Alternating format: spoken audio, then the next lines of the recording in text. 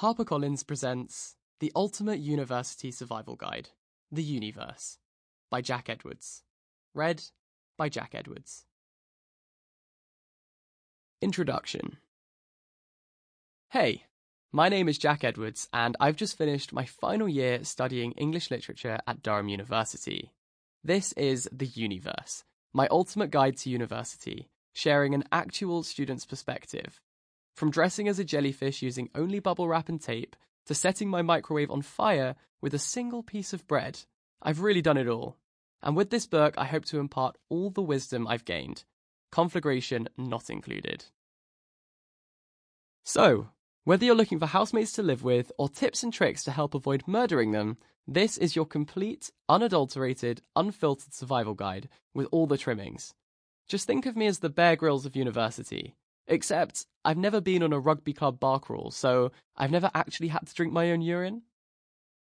I was the first in my immediate family to go to university, so I had pretty much no idea what I was doing when I applied. There were so many questions bubbling away in my brain and a dearth of useful information online. It's safe to say that when I first packed my bags and left for university, I was an incompetent monkey. My parents would almost too eagerly agree. I truly put the fun in fundamentally incapable. I'd like to think that I actually know what I'm doing now. My parents may not so eagerly agree on this one. And I've had the most incredible time working it all out. This is the book I would have wanted to listen to 3 years ago, before I embarked on the academic heptathlon that is university. And that's why I'm so passionate about writing it.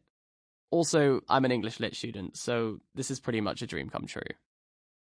This audiobook includes everything I think you need to know, including what to pack, what to expect from your first day, week, and term, how to pay rent, and the all-important question, how the hell do you keep houseplants alive?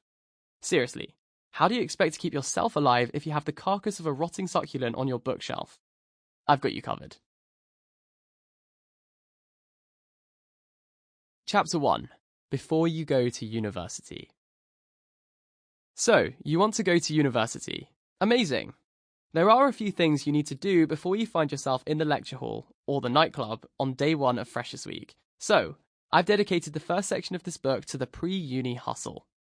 After all, there's a personal statement to write, the emotional roller coaster that is UCAS track, and the small matter of exams to get through first. And we all know that H in exam season stands for happiness. How to pick your course. Of course, the first thing you should think about when applying to go to university is, drumroll please, the course you'll be studying. It's so crucial that you get this right and opt for something that you're genuinely passionate about, because you've got to live, breathe, and sleep it, or indeed get no sleep and pull an all-nighter it, for 3, 4, or even more years.